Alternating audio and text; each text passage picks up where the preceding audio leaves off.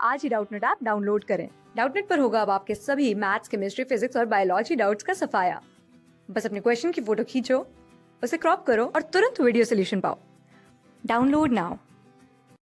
इस क्वेश्चन में हमें दिया गया है कि is there any lower limit to the electric force between two particle placed at a separation of 1 centimetre. ठीक है, मान लो कि कोई दो पार्टिकल हैं, ये पार्टिकल 1 है, ये पार्टिकल 2 है।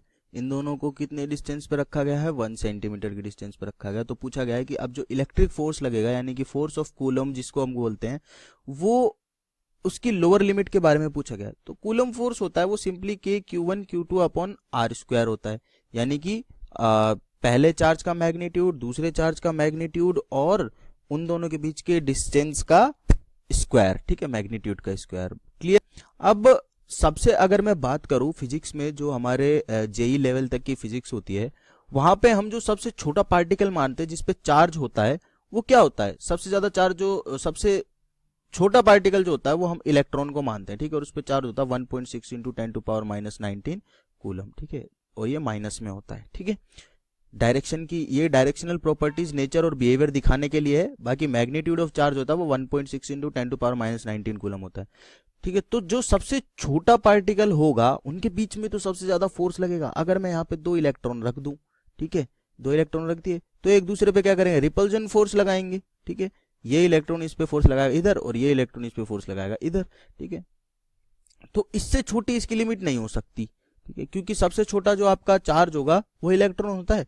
तो जो सबसे ज्यादा छोटा फोर्स लगेगा वो किन के बीच में लगेगा? दो इलेक्ट्रॉन के बीच में लगेगा। राइट?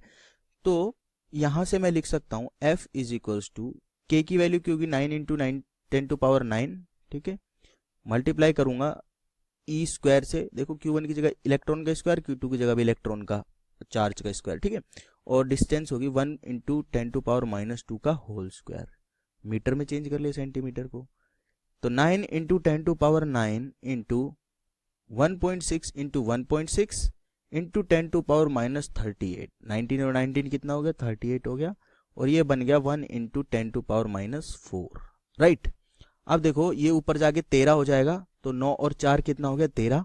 और 38 में से अगर मैं 13 को माइनस करूंगा, ठीक है, तो आपके पास कितना आ जाएगा? टोटल 25 आ जाएगा। तो 1.6 और 1.6 कितना हो गया? 2.56 इंटू 9 इंटू 10⁻⁻25, तो आपके पास बन जाएगा 23.04 इंटू 10⁻⁻25 न्यूटन। ठीक है,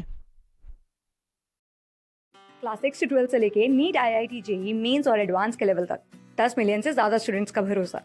आज ही डाउनलोड करें डाउटनेट ऐप या व्हाट्सएप कीजिए अपने डाउट्स 8400 400 400 पर।